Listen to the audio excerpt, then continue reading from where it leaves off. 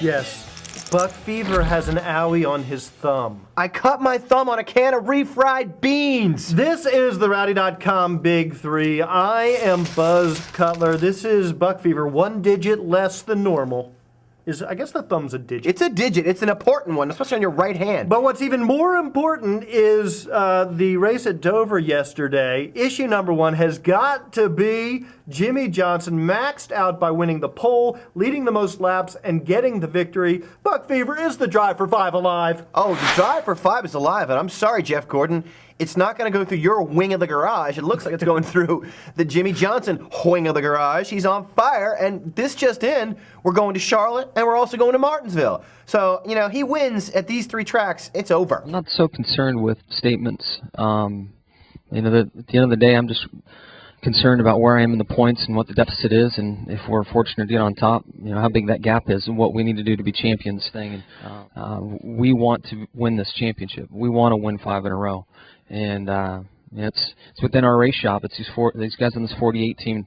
We need to buckle down. We need to get better in some areas. Today we did win, but we need to be stronger. We need to be stronger moving forward, and we've got to go home and get better. Yeah, he had a great weekend, but you would expect him to have a great weekend at Dover. He's won 3 of the last 4 races there. He's got 6 victories overall at that track, so it would be more surprising if he struggled at Dover and more alarming.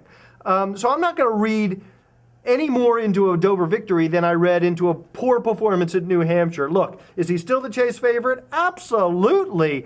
But is it a foregone conclusion like it has been in years past? I don't think so. I think that Denny Hamlin still has something to say about the championship. He's got something to say. I think Kevin Harvick has something to say about the championship. Maybe even, I don't know, who else is out there? Kyle Busch might have a little something. Kyle Busch might have a little something. He might. I'm not sure that Kurt Busch does, but... All right, issue 2? Issue 2. Let's talk a little bit about Denny Hamlin. He is still your points leader. We'll talk about the croc later. Okay. Let's just talk about the fact that he escaped Dover atop the rankings. Yeah, he did. It's a little bit frustrating that we still can't get a grasp on this racetrack, and didn't run as good as what we did here in the spring. But if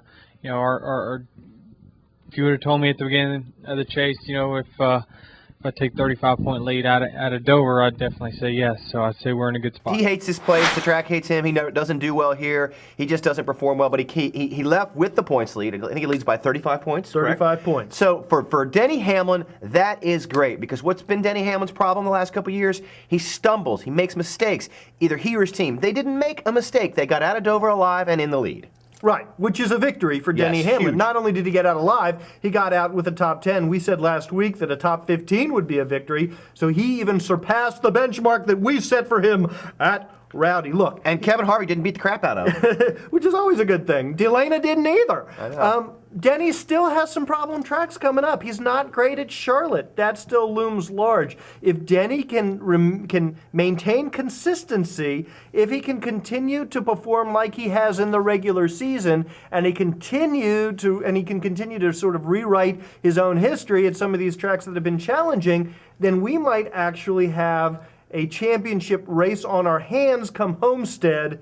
And what could be better than that? What could be better than that? The weekend's biggest story was what happened off the track, which is Clint Bowyer calling out NASCAR, Denny Hamlin calling out Richard Childress Racing, Kevin Harvick taking his car to upside Denny Hamlin's at practice. Joe Gibbs saying Denny didn't really mean all of that. Well, yeah. Denny basically said that to say that the 1/16th or the enhancement that the Clint Bowyer had on his car, the rise in the back, it was a crock of that wasn't good and didn't work for them.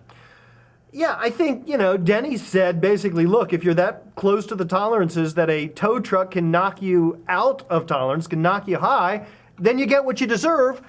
I'm not sure that that's invalid. I think that might be a good point. But on the other side, Clint Bowyer said the inspection process is inherently flawed. If I pass post-race inspection at track, and then you have to tear my car apart, thereby changing its characteristics to determine that I fail, maybe there's a problem with the system. God, I don't know. It's interesting. On Friday, I was on both sides of the issues as usual. I listened to Denny, and I'm like, hey, he kind of makes a good point. Then I listened to Clint, I'm like, hey, he kind of makes a good point. This much I know. I feel bad for Clint Bowyer. I really do.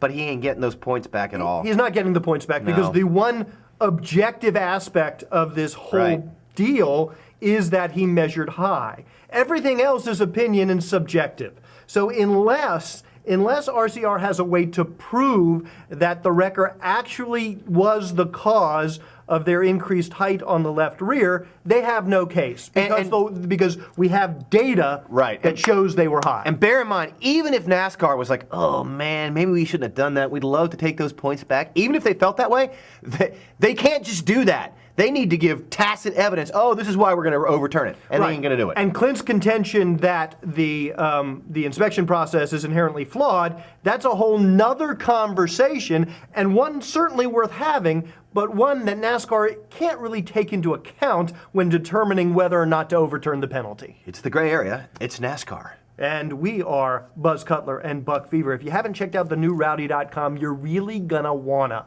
Go over there right now. You don't even need a thumb. If you're not watching this video on Rowdy.com, stop what you're doing and go over to Rowdy.com. Rowdy.com. Say it like it is. Say what like it is? Rowdy.com.